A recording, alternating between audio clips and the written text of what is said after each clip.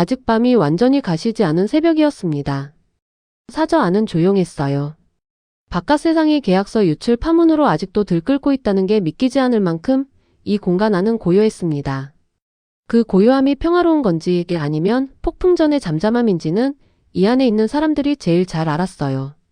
성희주는 동이 트기도 전에 눈을 떴습니다. 정확히는 잠이 든 건지 아닌지 모를 상태로 시간을 보내다가 창밖이 조금씩 밝아지는 걸 보면서 그냥 일어난 거예요. 억지로 더 누워있을 이유가 없었습니다.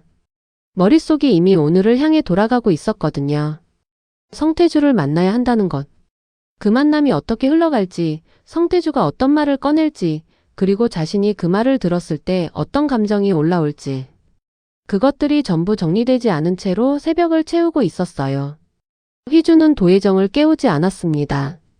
혼자 세면을 하고 혼자 옷을 골랐어요.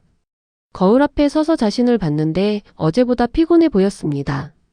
잠을 제대로 못 잔 게 얼굴에 나와 있었어요. 휘주가 거울 속 자신을 잠깐 보다가 눈을 돌렸습니다.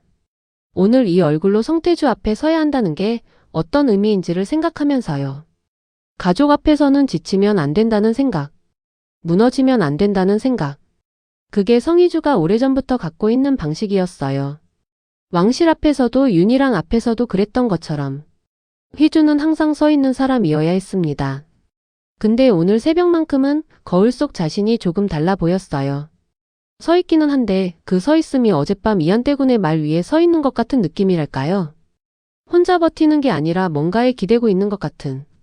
휘주가 그 생각을 빠르게 걷어냈습니다. 폰을 들어서 성태주한테 시간과 장소를 확인하는 짧은 메시지를 보내고 준비를 마쳤어요. 같은 시각 복도 끝 최연의 공간에서는 불이 켜져 있었습니다. 최연은 밤을 샌 거였어요.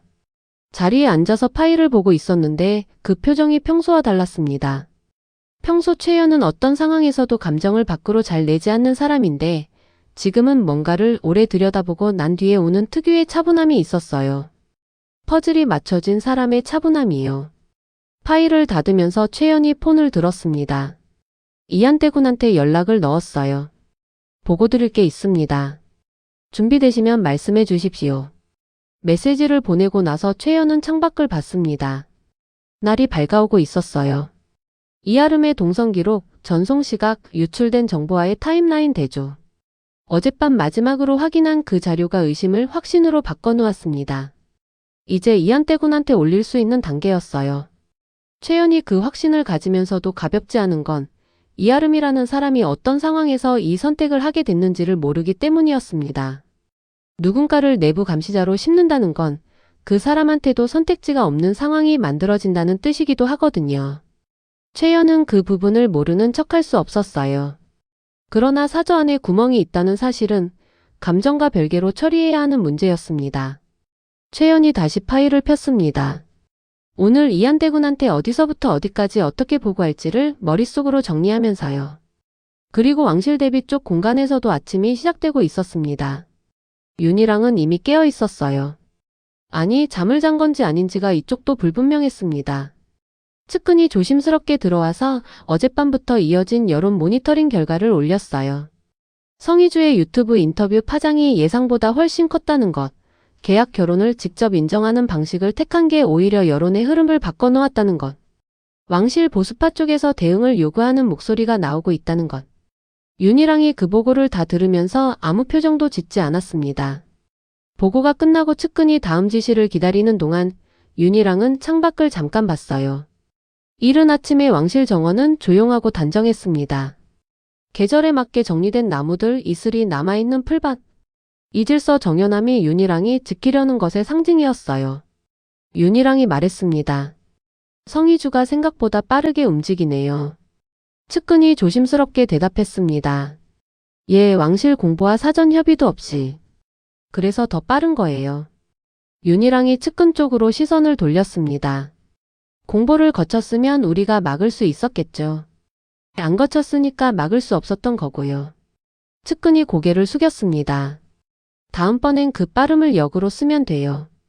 윤희랑이 조용히 말했어요. 감정이 없는 목소리였습니다. 이 사람이 진짜 무서운 건 격앙될 때가 아니라 이렇게 차분할 때라는 걸 측근은 오래 곁에 있으면서 알았거든요. 윤희랑이 조용해질수록 다음 수가 더 깊다는 신호였으니까요. 지금까지와 다른 방식으로 움직여야 해요. 성희주 개인을 건드리는 건 이미 효과가 없다는 게 증명됐고요. 측근이 조심스럽게 물었습니다. 그럼 어떤 방향으로? 이완희를 묶으면 돼요. 그 말이 조용하게 그러나 명확하게 놓였습니다. 성희주를 나가게 하는 게 안 된다면 이한떼군의 공간을 줄이면 된다는 것. 왕실 내규를 활용해서 이한떼군이 공적으로 움직일 수 있는 범위를 제한하는 방향. 직접적인 공격이 아니라 조용한 포위예요. 소리 없이 그러나 확실하게. 측근이 그 말의 의미를 소화하는 데 잠깐 걸렸습니다. 그리고 고개를 끄덕였어요.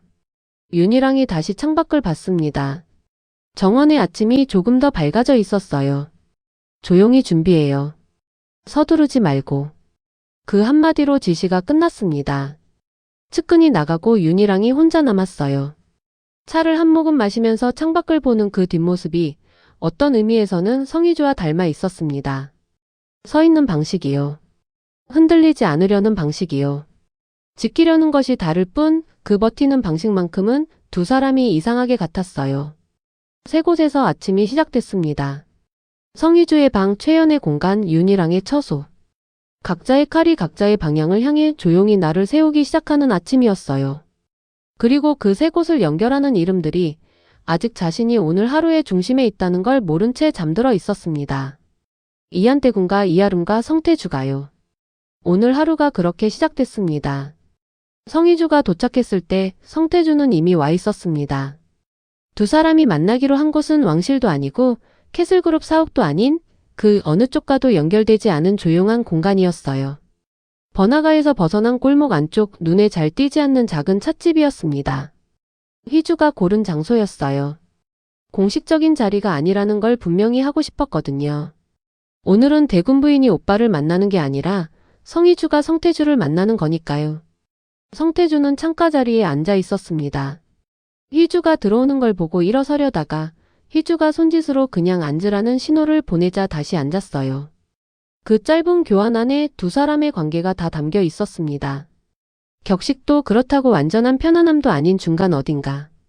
같은 아버지 아래 태어났지만 다른 어머니에게서 자란 두 사람이 평생 유지해온 그 거리감이요. 희주가 자리에 앉았습니다. 주문을 먼저 했어요. 뭔가를 마시면서 이야기하는 게 아무것도 없이 마주 앉아있는 것보다 낫다는 걸 희주는 경험으로 알았거든요. 손이 바쁘면 눈빛 관리가 조금 더 쉬웠습니다. 차가 나오고 두 사람이 잠깐 아무 말도 하지 않았어요. 성태주가 먼저 꺼내야 하는 자리라는 걸 둘 다 알았습니다. 희주가 부른 게 아니라 오빠가 움직인 일이었으니까요. 근데 성태주가 선뜻 시작을 못했어요. 평소 성태주는 말이 빠른 사람인데 오늘은 달랐습니다. 할 말을 준비해 왔을 텐데 막상 희주 앞에 앉으니까 그 준비된 말들이 어디서부터 꺼내야 할지 모르는 것 같았어요. 희주가 먼저 꺼냈습니다. 왜요, 오빠? 짧고 단도직입적인 물음이었어요. 설명해달라는 것도 아니고 화가 났다는 것도 아닌 그냥 이유를 묻는 말이었습니다.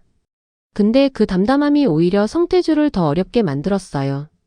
희주가 소리를 높이거나 감정을 드러냈으면 차라리 거기에 반응하면 됐을 텐데 이렇게 조용히 이유를 물으면 준비한 말이 아니라 진짜 이유를 꺼내야 하는 것 같은 압박이 생기거든요. 성태주가 찻잔을 손으로 감쌌습니다. 따뜻한 온도를 확인하는 것처럼요. 그리고 말했어요. 희주 자리를 만들어야 했어. 희주가 성태주를 봤습니다. 이한떼군이 왕실 안에서 흔들리면 희주 자리도 없어지는 거잖아. 결혼이 성사되기 전부터 그게 보였어. 그래서 움직인 거야. 성태주의 목소리가 낮고 차분했습니다. 변명하는 톤이 아니라 설명하는 톤이었어요. 그게 성태주가 이 일을 오래전부터 정리해서 갖고 있었다는 증거였습니다. 충동적으로 한 일이 아니라는 것. 희주가 잠깐 그 말을 받아들이다가 물었어요. 그게 다예요? 성태주가 희주를 봤습니다. 나를 위한 게 다예요? 오빠. 그 순간이었습니다. 성태주가 바로 대답하지 못했어요. 찻잔을 감싸던 손이 멈췄고 시선이 희주에게서 테이블 위로 내려갔습니다. 그 짧은 침묵이 대답이었어요. 희주를 위한 것과 캐슬그룹을 위한 것, 그리고 성태주 자신의 위치를 지키기 위한 것. 그 세 가지가 뒤섞여 있고 성태주 본인도 그걸 분리해서 설명할 자신이 없다는 게 그 침묵 안에 다 있었습니다. 희주는 그 침묵을 끝까지 들었어요. 채워넣으려 하지 않고 재촉하지도 않고 그냥 기다렸습니다. 그 기다림이 성태주를 더 불편하게 만들었어요. 성희주가 무서운 게 딱 이거거든요. 화를 내지 않는 것. 대신 상대가 자기 자신을 직접 보게 만드는 것. 성태주가 결국 말했습니다. 다는 아니야. 희주가 고개를 끄덕였어요. 인정하는 것처럼요. 알아요. 성태주가 희주를 봤습니다. 뭔가를 더 말하려다가 멈췄어요. 오빠가 움직인 게 나쁜 결과를 만든 건 아니에요. 이한대군도 알았고 나도 이제 알았고. 희주가 찻잔을 들면서 말을 이었습니다.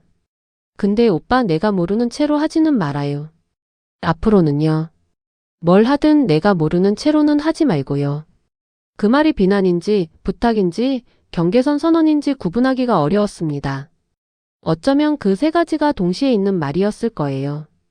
성태주가 그걸 알았는지 이번엔 바로 대답했습니다. 알았어. 두 글자였어요. 짧았지만 그 두 글자가 이 자리에서 성태주가 할 수 있는 가장 진심에 가까운 말이라는 게 느껴졌습니다. 희주가 찻잔을 내려놓으려는 순간이었어요. 문 쪽에서 인기척이 났습니다. 희주가 고개를 돌렸어요. 들어오는 사람을 보는 순간 희주의 손이 아주 미세하게 멈췄습니다. 한다영이었어요. 예고 없이요. 성태주가 자리에서 약간 움직였습니다. 미리 알고 있었다는 뜻이었어요. 한다영이 온다는 걸 성태주는 알고 있었는데 희주한테는 말하지 않은 거였습니다. 그게 배려인지 아니면 희주가 미리 알면 거절했을까봐 그런 건지는 알 수 없었어요. 한다영이 들어와서 희주 옆자리에 앉았습니다. 희주를 봤어요. 성태주와는 다른 눈빛이었습니다. 성태주의 눈빛에 설명과 방어가 섞여 있었다면 한다영의 눈빛에는 그것도 없었어요. 그냥 마주보는 것. 피하지 않는 것. 한다영이 먼저 말했습니다. 미안해요, 희주야. 그 한마디가 이 자리의 온도를 바꿔놓았습니다. 성태주는 이유를 설명했는데 한다영은 설명 없이 사과를 먼저 꺼낸 거예요. 변명이 없는 사과. 그게 오히려 희주를 더 복잡하게 만들었어요. 화를 낼 수도 그냥 괜찮다고 넘길 수도 없는 감정이 올라왔거든요. 희주가 한다영을 봤습니다. 언니는 얼마나 알고 있었어요? 한다영이 대답했어요. 태주 씨가 움직이기 시작할 때부터요. 처음부터라는 뜻이었습니다. 성태주가 이한대군의 왕실 내 입지를 강화하기 위해 자금과 정보를 움직이기 시작한 그 시점부터요. 한다영은 처음부터 알고 있었어요. 희주가 잠깐 그 말을 소화했습니다. 성태주가 처음부터였다는 것도 한다영이 그걸 알면서 희주한테 아무 말도 하지 않았다는 것도. 그 두 가지가 희주 안에서 동시에 들어왔어요. 왜 나한테 말 안 했어요, 언니? 한다영이 대답했습니다. 태주 씨 일이라서요. 내가 먼저 꺼내는 게 맞지 않는 것 같았어요. 그 대답이 틀린 건 아니었어요. 남편의 일을 아내가 먼저 발설하는 게 아니라는 논리. 근데 희주한테는 그게 완전히 납득이 되는 이유는 아니었습니다. 언니와 동생 사이에서 남편 편을 들었다는 게 아니라 알면서 모른 척했다는 게 더 크게 느껴졌으니까요. 희주가 잠깐 말이 없었어요. 찻잔을 받다가 창밖을 봤다가 다시 한다영을 봤습니다. 앞으로는 말해줘요. 언니도요. 내가 모르는 일이 내 주변에서 일어나는 건 내가 제일 싫어하는 거예요. 한다영이 희주를 봤습니다. 그 눈빛에서 뭔가가 움직이는 게 보였어요. 미안함이 더 깊어지는 것도 같고 희주라는 사람에 대한 이해가 조금 더 정확해지는 것도 같은 눈빛이었습니다. 알겠어요. 한다영이 짧게 대답했어요. 세 사람 사이에 잠깐 침묵이 흘렀습니다. 불편한 침묵이 아니었어요. 오히려 필요한 침묵이었어요. 각자가 이 자리에서 일어난 일을 소화하는 시간이었습니다. 성태주가 먼저 침묵을 깼어요. 이한대군은 어떻게 알게 됐어? 희주가 성태주를 봤습니다. 이한대군 쪽에서 추적했어요. 자금 흐름이랑 정보 루트 역추적해서 오빠한테 닿은 거예요. 성태주가 그 말을 듣고 표정이 살짝 달라졌습니다. 자신이 그렇게 꼼꼼하게 감췄다고 생각했는데 이한대군 쪽에서 역추적해서 찾아냈다는 것. 그게 당황스럽기도 하고 한편으로는 이한대군이라는 사람을 다시 보게 되는 것 같기도 한 표정이었어요. 그 사람 보통이 아니네. 희주가 성태주를 봤습니다. 알아요. 그 두 글자 안에 뭔가 더 많은 게 담겨 있다는 걸 성태주가 느꼈는지 희주를 잠깐 봤어요. 그리고 아무 말도 하지 않았습니다. 물어보지 않는 게 맞는 것 같았거든요. 오늘 이 자리에서 다 꺼낼 수 있는 이야기가 아닌 것들이 있었으니까요. 한다영이 조심스럽게 말했습니다. 희주야, 이한대군이 오늘 알게 됐으면 태주씨 쪽에도 직접 연락을 넣으실 것 같은데요. 희주가 고개를 끄덕였습니다. 이한대군이 직접 연락할 거예요. 근데 그 전에 내가 먼저 오고 싶었어요. 성태주가 희주를 봤습니다. 왜? 희주가 성태주를 봤어요. 잠깐 있다가 대답했습니다. 오빠가 왜 그랬는지 이한대군이 해석하기 전에 내가 먼저 들어야 하니까요. 그 말이 이 자리의 핵심이었어요. 이한대군이 성태주의 움직임을 어떻게 읽느냐보다 성희주가 직접 들어서 직접 해석하겠다는 것. 가족 문제는 자기가 먼저 들어야 한다는 것. 희주가 혼자 윤희랑 한테 간 것과 같은 이유였습니다. 이 사람은 자기 영역 안의 일은 자기가 먼저 건드리는 사람이었어요. 성태주가 희주를 한참 봤습니다. 그러다가 처음으로 웃었어요. 작게요. 씁쓸한 건지 뭔가가 풀린 건지 모를 웃음이었습니다. 너 언제부터 이렇게 됐냐? 희주가 성태주를 봤어요. 원래 이랬어요. 성태주가 고개를 끄덕였습니다. 그러게. 그 짧은 교환 안에 두 사람이 공유하는 오래된 시간이 있었어요. 같이 자라지 않았지만 같은 가문 안에서 각자의 방식으로 버텨온 시간이요. 희주는 평민 신분의 한계를 돌파해야 했고 성태주는 가문 안의 복잡한 위치에서 자신의 자리를 만들어야 했습니다. 방식은 달랐지만 버텨야 한다는 것만큼은 같았어요. 한다영이 두 사람을 번갈아 봤습니다. 그리고 조용히 차를 한 모금 마셨어요. 이 자리가 완전히 해소되지는 않았지만 무언가가 실처럼 다시 연결되고 있다는 걸 한다영이 가장 먼저 느꼈습니다. 희주가 자리에서 일어서면서 말했어요. 이한대군한테 연락 오면 솔직하게 얘기해요, 오빠. 감추려 하지 말고요. 성태주가 고개를 끄덕였습니다. 그리고요. 희주가 성태주를 봤어요. 이 다음에 뭘 하든 나한테 먼저 얘기하는 거예요. 이한대군보다 나한테 먼저요. 그 순서가 중요했어요. 캐슬그룹 가족 라인의 일은 이한대군보다 희주가 먼저 알아야 한다는 것. 그게 희주가 이 가족 안에서 자기 위치를 어떻게 잡고 있는지를 보여주는 말이기도 했습니다. 왕실에 들어갔다고 해서 이쪽을 놓는 게 아니라는 것. 양쪽 다 자기 것이라는 것. 성태주가 희주를 봤습니다. 알았어. 희주가 먼저 자리를 나섰어요. 한다영이 희주를 따라 일어서면서 팔을 살짝 잡았습니다. 희주가 돌아봤어요. 한다영이 말했어요. 희주야, 진짜 미안해요. 아까 했던 말을 한 번 더 했습니다. 근데 이번엔 달랐어요. 아끼는 이 자리를 열기 위한 사과였다면 이번엔 진짜로 하는 사과였거든요. 이 자리를 다 겪고 나서 나오는 사과요. 희주가 한다영을 봤습니다. 잠깐 있다가 말했어요. 괜찮아요, 언니. 그게 완전히 괜찮다는 뜻인지 아니면 지금은 일단 그렇게 넘어가겠다는 뜻인지는 희주만 알았습니다. 한다영은 그걸 끝까지 읽으려 하지 않았어요. 대신 희주의 손을 잠깐 잡았다가 놓았습니다. 희주가 밖으로 나왔어요. 찻집 골목의 바깥 공기가 암보다 차가웠습니다. 희주가 잠깐 서서 그 공기를 마셨어요. 이 만남이 끝났다는 게 실감나는 것처럼요. 폰이 울렸습니다. 이한대군이었어요. 희주가 전화를 받았습니다. 끝났어요? 이한대군의 목소리가 들렸습니다. 네. 어땠어요? 희주가 잠깐 생각했어요. 어떻게 말해야 할지를요. 그리고 대답했습니다. 나쁘지 않았어요. 완전히 풀린 건 아닌데 나쁘지는 않았어요. 이한대군이 말했어요.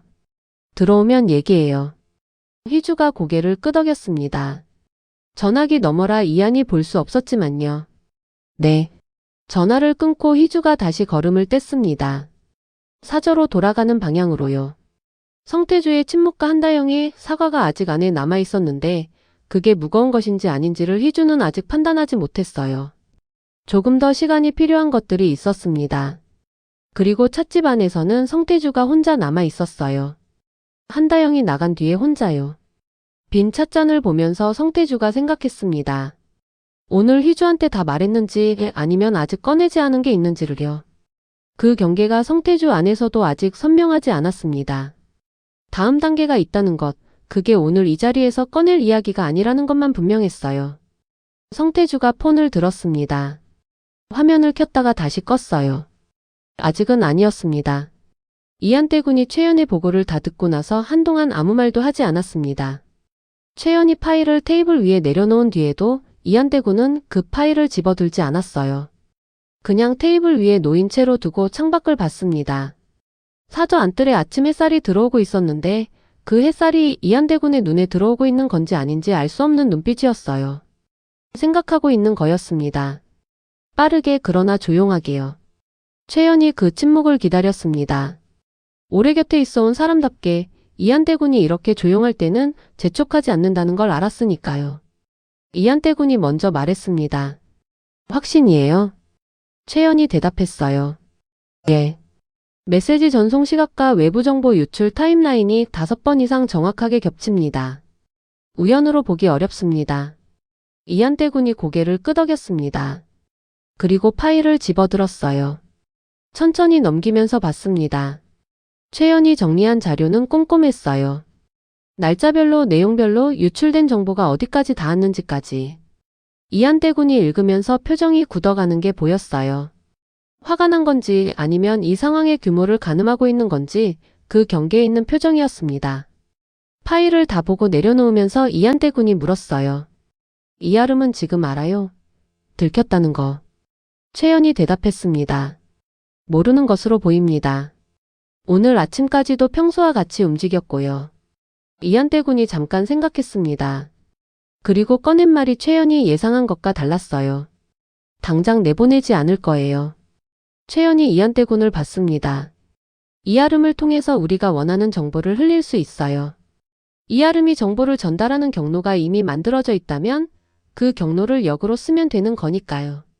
최연이 그 말의 의미를 소화하는 데 잠깐 걸렸습니다. 이아름을 내보내는 게 아니라 이아름을 통해 윤희랑한테 거짓 정보를 흘리겠다는 것. 내부 감시자가 있다는 걸 알면서도 그 감시자를 역이용하는 방식이었어요. 방어가 아니라 공격이었습니다. 최연이 조심스럽게 말했어요. 위험하지 않겠습니까? 이아름이 눈치채면 경로 자체가 막힙니다.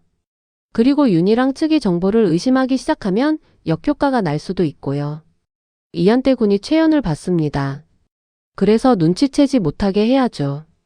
그 말을 하는 이한태 군의 눈빛이 달라져 있었어요. 왕실 안에서 늘 수세적으로 움직이던 이한태 군이 처음으로 능동적으로 판을 짜는 눈빛이었습니다. 차남이라는 위치, 상징적 존재라는 한계 안에서 버텨왔던 이한태 군이 이제 직접 수를 두겠다는 거였어요. 최연은 그 변화를 느끼면서 이 사람이 성희주를 만나고 나서 달라졌다는 걸 새삼 확인했습니다. 이한태 군이 말을 이었어요.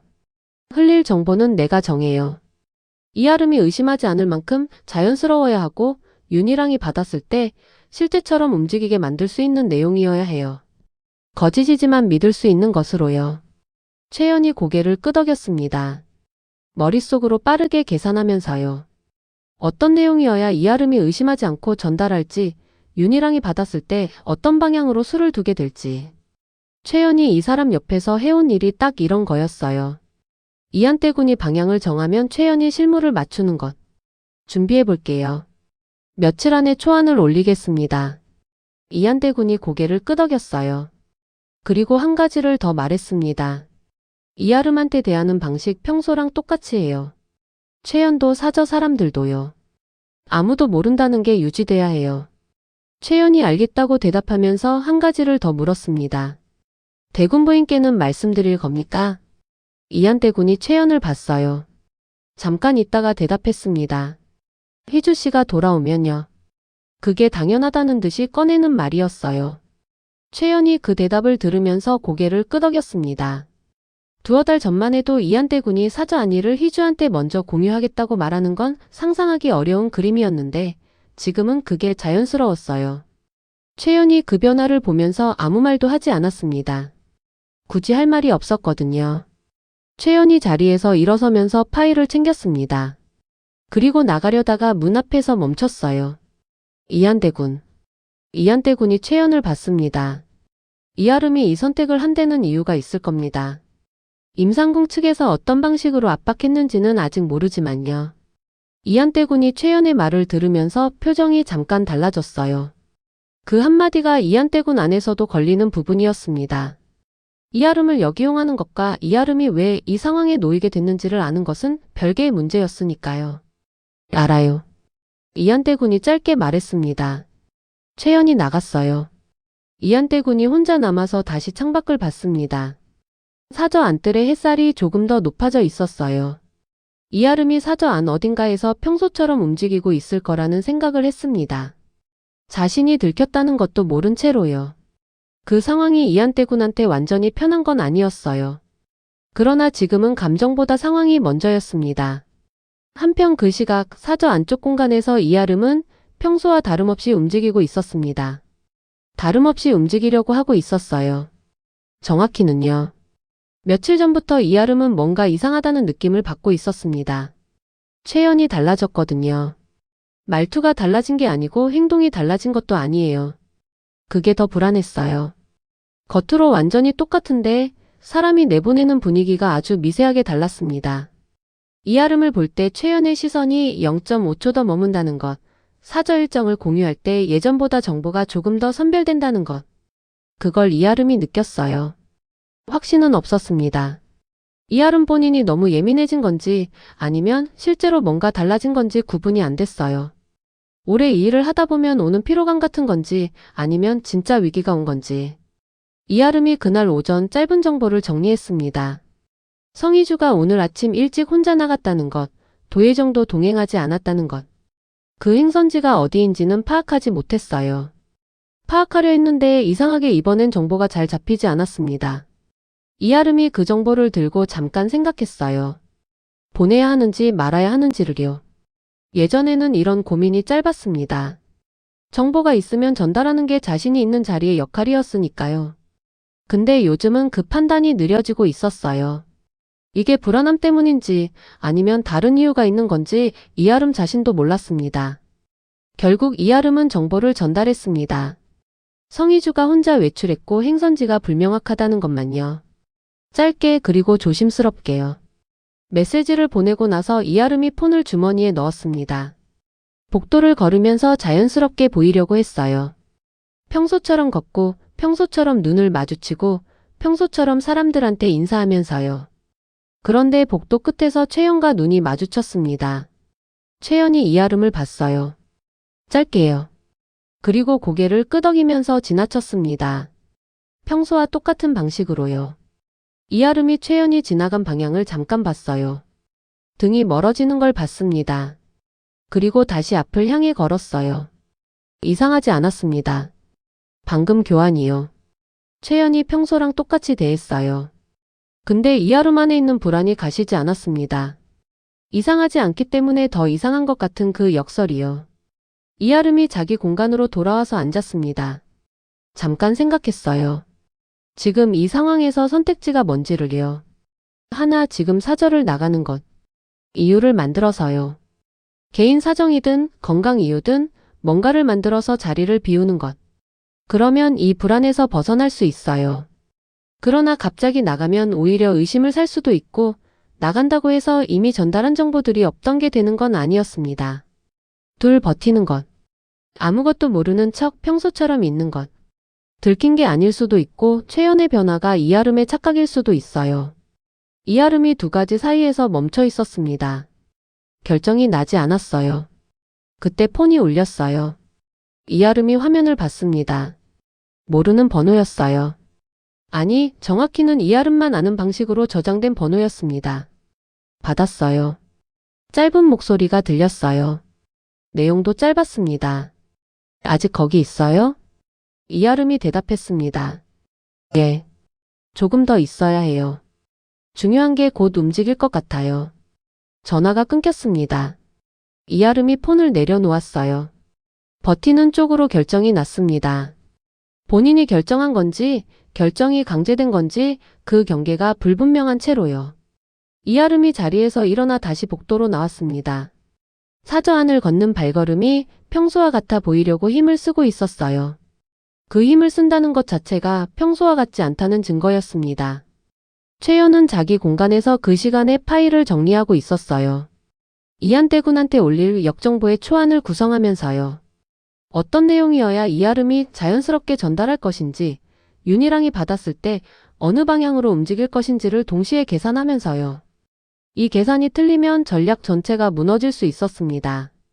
최연이 신중한 이유가 거기 있었어요. 최연이 초안을 완성하는데 1시간이 더 걸렸습니다. 다 쓰고 나서 한 번 더 읽었어요. 그리고 이한태 군한테 올리기 전에 마지막으로 한 가지를 확인했습니다. 이 정보가 이아름한테 닿는 경로가 자연스러운지를요. 억지로 흘리는 게 티가 나면 이아름이 의심할 수 있었으니까요. 최연이 파일을 닫으면서 생각했습니다. 이아름이 지금 불안하다는 걸 느끼고 있었어요. 복도에서 눈이 마주쳤을 때 이아름의 눈빛에서 그게 보였거든요. 0.5초짜리 불안이었는데 최연은 그걸 놓치지 않았습니다. 버티기로 했구나 라는 걸 최연이 알았어요. 그게 이아름 본인의 선택인지 외부 압박인지는 몰랐지만 어느 쪽이든 지금 이아름이 사저 안에 남아있다는 건 최연이 움직일 시간이 조금 더 있다는 뜻이었습니다. 최연이 자리에서 일어나 이한태 군한테 향했습니다. 이한태 군한테 초안을 보고하는 자리에서 최연이 마지막으로 한마디를 덧붙였어요. 이아름이 오늘 오전에도 전달했습니다. 대군 부인이 혼자 외출했다는 내용이요. 이한태 군이 그 말을 듣고 잠깐 있었습니다. 행선지는요? 파악 못한 것 같습니다. 성태주 씨 쪽으로 간 걸 이아름이 몰랐던 것으로 보여요. 이한태 군이 고개를 끄덕였습니다. 그리고 최연이 가져온 초안을 읽었어요. 읽으면서 표정이 몇 번 달라졌다가 정리됐습니다. 이걸로 가요. 최연이 알겠다고 했습니다. 이아름한테 닿는 방식은요? 자연스럽게요. 내가 직접 하지 않을 거예요. 사저 일상 정보처럼 흘러들어가야 해요. 이아름이 어쩌다 듣는 것처럼요. 최연이 그 방식을 머릿속으로 그렸습니다. 의도적으로 흘리되 의도가 안 보이게. 이아름의 불안이 지금 높아진 상태라는 걸 고려하면 더 자연스러워야 했어요. 조금이라도 어색하면 이아름이 걸러낼 수 있으니까요. 오늘 안으로 움직이겠습니다. 이한태 군이 고개를 끄덕였습니다. 그리고 창밖을 봤어요. 오전이 지나가고 있었어요. 휘주가 돌아올 시간이 가까워지고 있었습니다. 이한태 군이 혼자 중얼거렸어요. 최연한테 하는 말인지 혼자 하는 말인지 모를 소리로요. 이제 우리가 먼저 움직이는 거예요. 그 말이 사저 안에 조용히 놓였습니다. 수개월 동안 방어해온 이한태 군이 처음으로 공격의 언어를 꺼낸 순간이었어요. 그 변화가 작지 않았습니다. 왕실 차남이라는 위치, 왕위와 멀어진 인물이라는 한계 안에서 버텨온 이한태 군이 이제 판을 직접 짜기 시작하는 거였어요. 그리고 그 판의 첫 번째 수가 이아름도 모르는 사이에 이미 시작되고 있었습니다.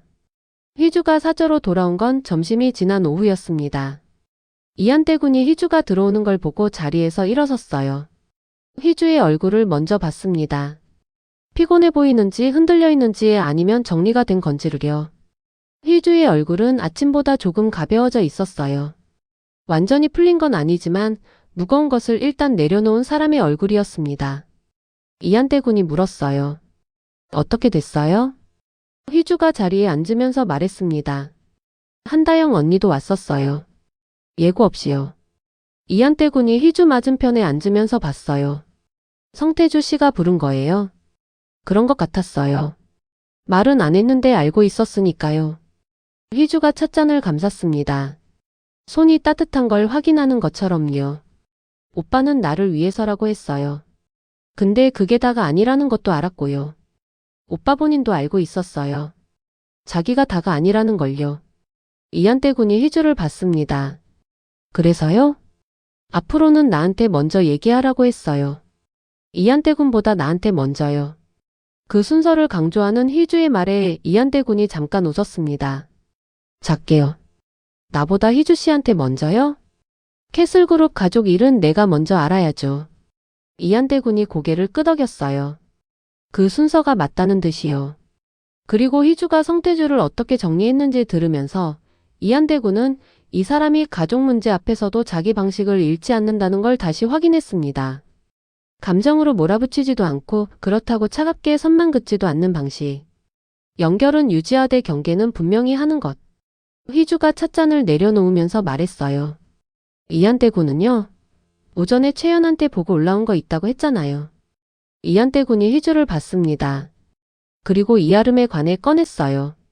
최연이 밤새 맞춰온 퍼즐이 완성됐다는 것. 이아름이 윤희랑 측의 정보 전달자라는 게 확신 수준으로 올라왔다는 것. 그리고 자신이 선택한 방향이 당장 내보내는 게 아니라 역이용하는 거라는 것까지요. 휘주가 이한때 군의 말을 들으면서 중간에 끊지 않았습니다. 다 듣고 나서 잠깐 있었어요. 거짓 정보를 흘린다는 거죠. 네. 이아름이 전달하는 경로를 그대로 쓰는 거예요. 이아름은 모른 채로요. 휘주가 생각했습니다. 그리고 말했어요. 윤희랑이 그 정보를 받았을 때 어떻게 움직일지까지 계산한 거예요. 최연이 초안을 만들었어요. 오늘 안으로 이아름한테 자연스럽게 닿도록 준비하고 있고요. 휘주가 이한때 군을 봤습니다. 그 눈빛 안에서 뭔가가 달라진 걸 휘주가 느꼈어요. 이한때 군이 지금까지와 다른 방식으로 움직이고 있다는 것. 수동적으로 버티는 게 아니라 직접 판을 짜고 있다는 것. 휘주는 그게 어떤 의미인지 알았습니다. 잘 됐네요. 휘주가 짧게 말했어요. 이한때 군이 휘주를 봤습니다. 잘 됐다고요? 이한때 군이 먼저 수를 두는 게요. 늦었으면 더 힘들어졌을 거예요. 이한때 군이 휘주를 한참 봤어요. 그 말이 칭찬인지 분석인지 구분하기 어려운 말이었는데 휘주한테서 나오는 말들이 항상 그 경계에 있었습니다. 이한때 군이 그걸 이제 알았어요. 두 사람이 잠깐 같은 방향을 보면서 조용히 있었습니다. 그 침묵이 불편하지 않았어요. 오전 내내 각자가 각자의 자리에서 감당해온 것들을 서로 옆에서 내려놓는 것 같은 침묵이었거든요. 그리고 그 침묵을 깬 건 이한때 군의 폰이었습니다. 이한때 군이 화면을 봤어요. 표정이 달라졌습니다. 휘주가 그 표정을 봤어요. 누구예요? 민정우예요. 휘주가 이한때 군을 봤습니다. 이한때 군이 전화를 받았어요. 민정우의 목소리가 들렸는데 내용이 짧았습니다. 만나자는 게 아니었어요. 전달할 게 있다는 거였습니다. 직접 말하는 방식도 아니었어요. 문서 하나를 보내겠다는 것. 받아서 확인해 달라는 것. 전화가 끊기고 얼마 지나지 않아 이한때 군의 폰으로 파일이 도착했습니다. 이한때 군이 파일을 열었어요. 읽으면서 표정이 굳어갔습니다. 휘주가 그 표정을 봤어요. 말없이 기다렸어요. 이한때 군이 다 읽고 나서 폰을 테이블 위에 내려놓으면서 말했습니다. 윤희랑이 다음 수를 꺼냈어요. 휘주가 이한때 군을 봤습니다. 왕실 내규예요. 내규를 활용해서 내 공적 활동 범위를 제한하려는 거예요. 휘주의 눈빛이 달라졌어요. 구체적으로요? 이한때 군이 왕실 외부에서 공식적으로 움직일 수 있는 범위, 대외 발언을 할 수 있는 범위. 그걸 왕실 내규를 근거로 축소시키는 거예요. 현 국왕 쪽을 통해서요. 휘주가 잠깐 그 말을 소화했습니다. 성희주를 직접 건드리는 방식이 효과가 없다는 걸 확인한 윤희랑이 이번엔 다른 방향을 택한 거예요. 이한때 군이 움직이지 못하면 휘주가 왕실 안에서 설 자리도 좁아진다는 계산. 직접적인 공격이 아니라 포위하는 방식이었습니다. 더 조용하고 더 깊고 그래서 더 위험한 수였어요. 휘주가 물었습니다. 내규 근거가 뭐예요? 왕실 인물의 공적 활동은 국왕의 사전 승인이 필요하다는 조항이에요. 명문화된 조항인데 지금까지는 관례적으로 적용하지 않던 거예요. 그걸 이번에 적용하겠다는 거죠. 휘주가 그 구조를 머릿속으로 그렸습니다. 있는 규정인데 쓰지 않던 것을 꺼내는 방식. 새로운 걸 만드는 게 아니기 때문에 반박하기가 더 어려운 거였어요. 규정이 잘못됐다고 할 수 없거든요.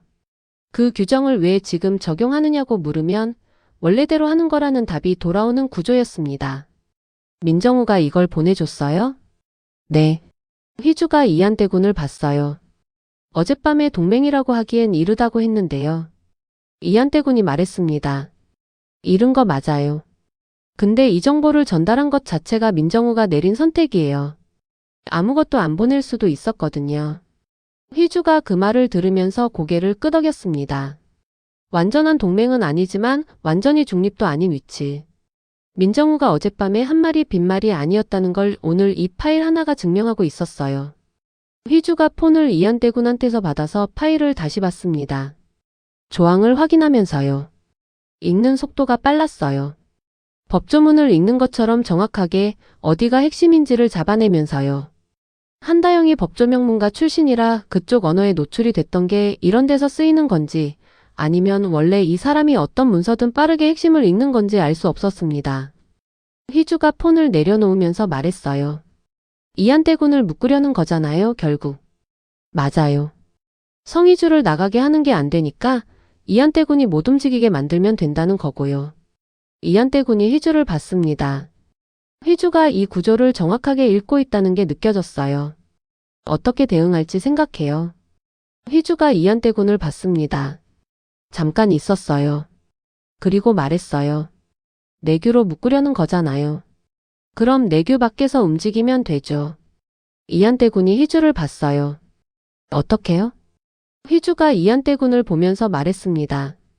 이한대군이 묶이면 대군 부인이 나서면 되니까요. 그 말이 이막의 공기를 바꿔놓았습니다. 성희주가 왕실에 들어온 이후로 줄곧 수세에 몰려왔던 구도가 이 한마디에서 완전히 다른 방향을 가리키기 시작했어요. 왕실 내규는 이한대군을 묶을 수 있어요. 그런데 대군 부인은 이한대군이 아니에요. 다른 위치, 다른 신분, 다른 움직임의 범위를 가진 사람이거든요. 윤희랑이 이한대군을 묶는 내규를 꺼냈다면 그 내규 안에 대군 부인은 포함이 안 된다는 것. 휘주가 그 빈틈을 본 거였어요. 이한대군이 휘주를 한참 봤습니다. 그 말의 의미를 소화하면서요. 대군 부인이 움직인다는 게 구체적으로 어떤 방식이에요? 휘주가 생각했습니다. 빠르게요. 말하면서 동시에 구성하고 있는 것 같았어요. 이한대군이 공식적으로 할 수 없는 것들을 내가 하면 돼요. 재벌가 대군 부인이라는 위치가 왕실 내규 밖에 있는 거잖아요. 나는 왕실 사람이기도 하고 캐슬그룹 사람이기도 하고 그 사이 어딘가에 있는 사람이에요. 윤희랑이 만든 규정이 이한대군을 묶을 수 있는 건 이한대군이 완전히 왕실 안에 있는 사람이기 때문이에요. 나는 아직 그 안에 완전히 들어간 사람이 아니거든요.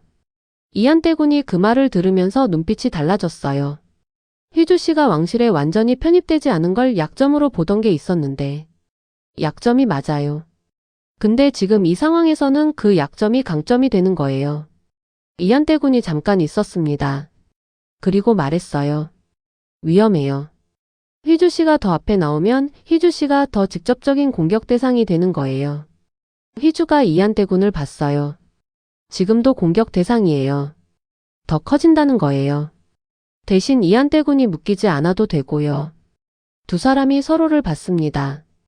짧은 침묵이 흘렀어요.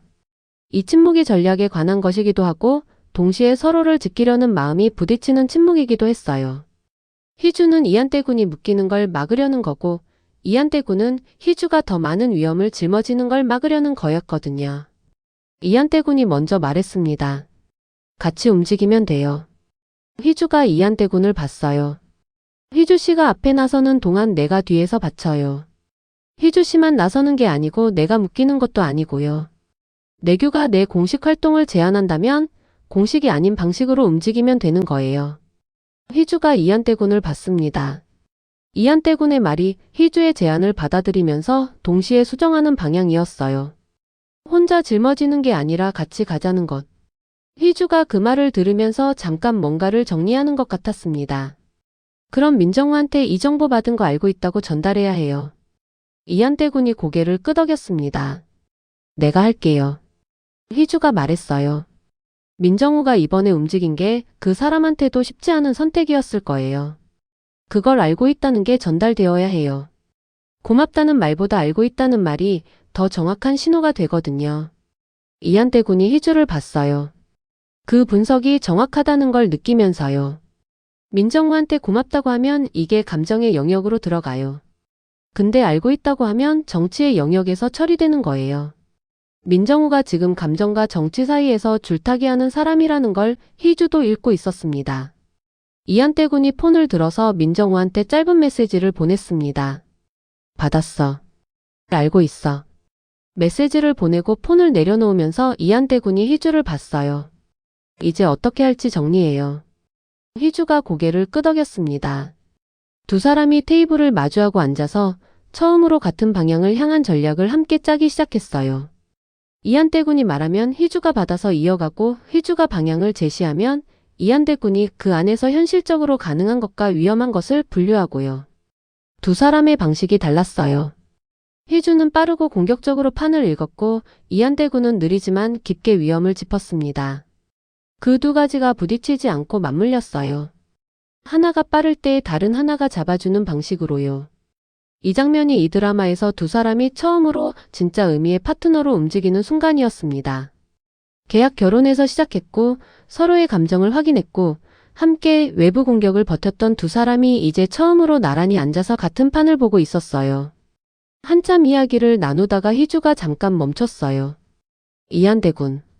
이한태 군이 희주를 봤습니다. 내규로 이한태 군을 묶으려면 현 국왕 쪽을 통해야 한다고 했잖아요. 맞아요. 국왕이 윤희랑 말을 그냥 듣는 사람이에요. 이한태 군이 그 질문을 듣고 잠깐 있었습니다. 그 잠깐 안에 복잡한 게 있었어요. 현 국왕은 이한태 군의 조카예요. 형 이완의 아들이고 그래서 이한태 군과는 숙질 관계인데요. 왕실 내부의 이 관계가 단순하지 않았습니다. 그 사람을 어떻게 읽는지가 앞으로 중요해질 거예요. 이한태 군이 그 말만 했습니다. 더 꺼내지 않았어요. 현 국왕에 관한 이야기는 아직 이 자리에서 다 꺼낼 수 없는 영역이 있었거든요. 희주가 그걸 느꼈어요. 더 묻지 않았습니다. 알겠어요. 그 부분은 나중에 더 얘기해요. 이한태 군이 희주를 봤어요. 재촉하지 않는다는 것. 밀지 않는다는 것. 이한태 군이 그 방식에 익숙해진 게 언제부터인지 스스로도 잘 몰랐습니다. 두 사람이 대화를 마무리하면서 이한태 군이 마지막으로 말했어요. 오늘 하루 많이 했어요, 희주지. 희주가 이한태 군을 봤습니다. 그 말이 뭘 가리키는 건지 알았어요. 성태주 만난 것, 한다영 만난 것, 돌아와서 이 모든 걸 들은 것까지요. 괜찮아요. 희주가 대답했습니다. 짧게요. 이한태 군이 희주를 봤어요. 괜찮다는 말을 고지곳대로 듣는 사람이 아니었거든요. 이 사람이 괜찮다고 할 때 어디까지가 진짜 괜찮은 건지를 이한태 군은 이제 어느 정도 알았습니다. 오늘의 괜찮아요는 완전히 괜찮다는 게 아니라 오늘은 여기까지 하겠다는 뜻에 더 가까웠어요. 이한태 군이 더 묻지 않았습니다. 그 자리에서 두 사람이 일어섰어요. 각자의 방향으로 움직이기 전에 잠깐 같은 자리에 서 있었습니다.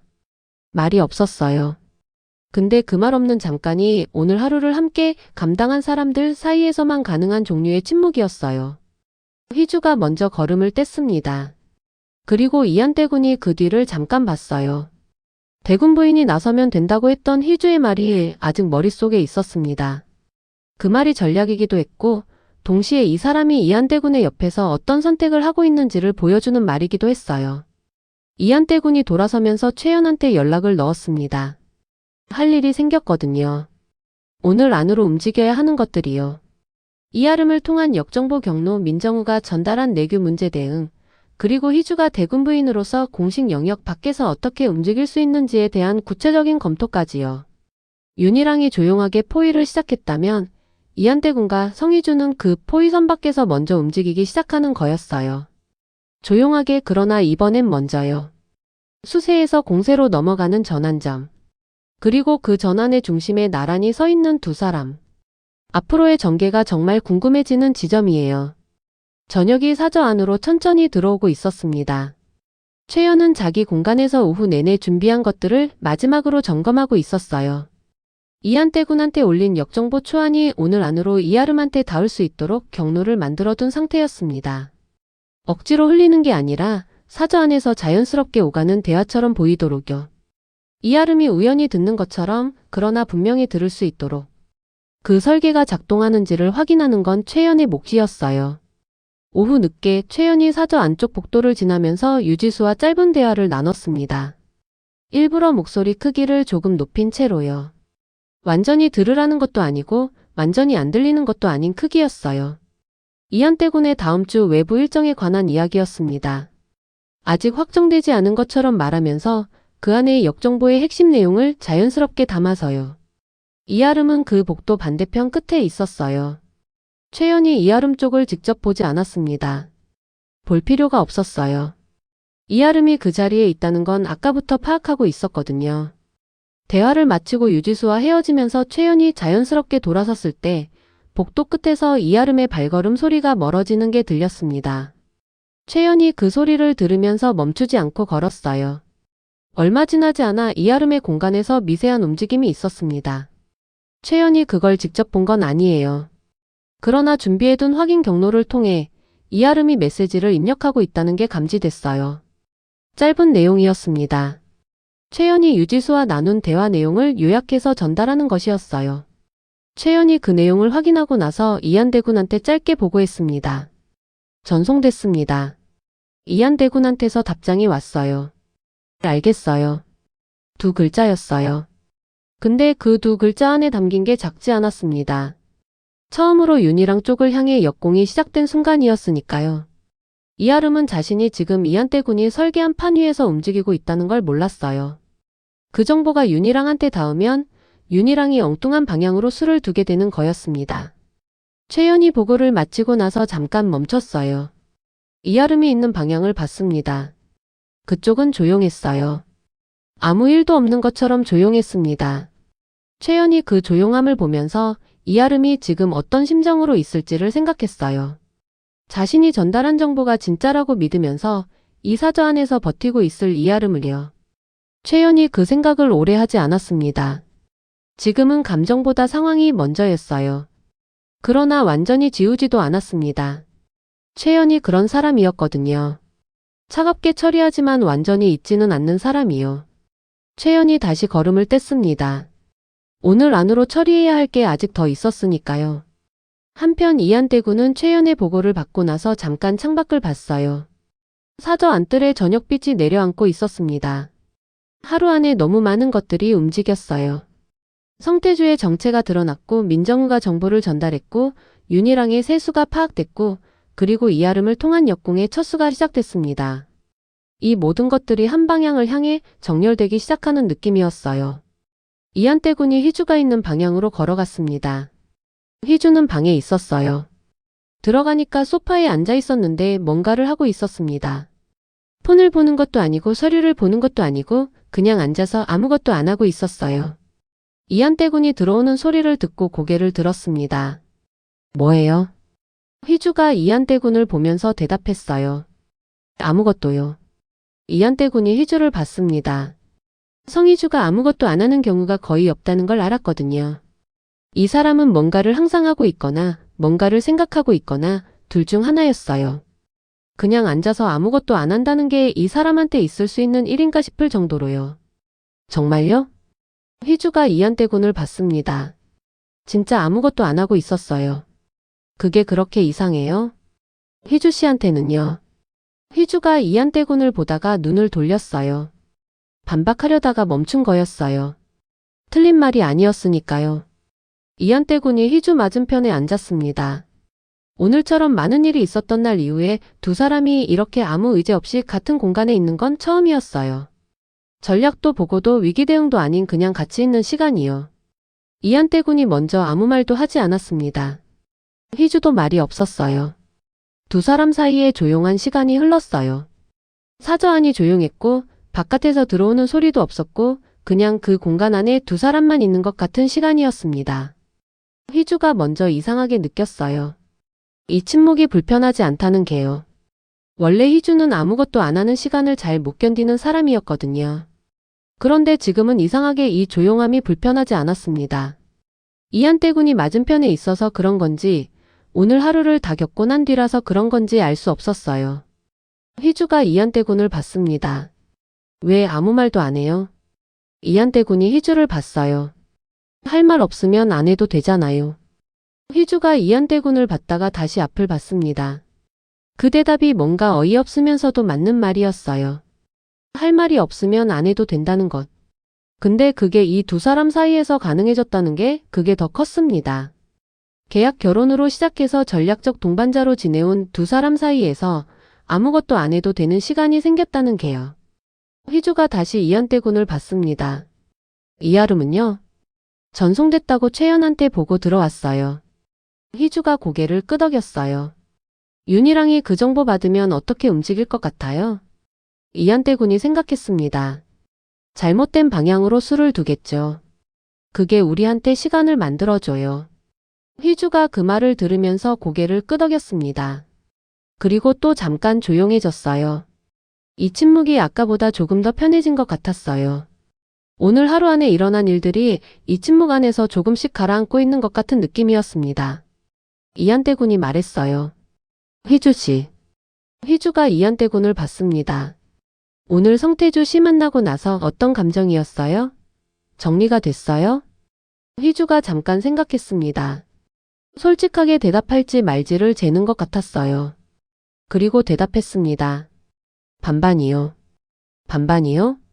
오빠가 움직인 게 나쁜 게 아니라는 건 알아요. 결과적으로 이한때 군한테도 나한테도 나쁘지 않았으니까요. 근데 내가 모르는 채로 내 주변에서 일이 돌아갔다는 게 그게 아직 완전히 편하지는 않아요. 이한때 군이 휘주를 봤습니다.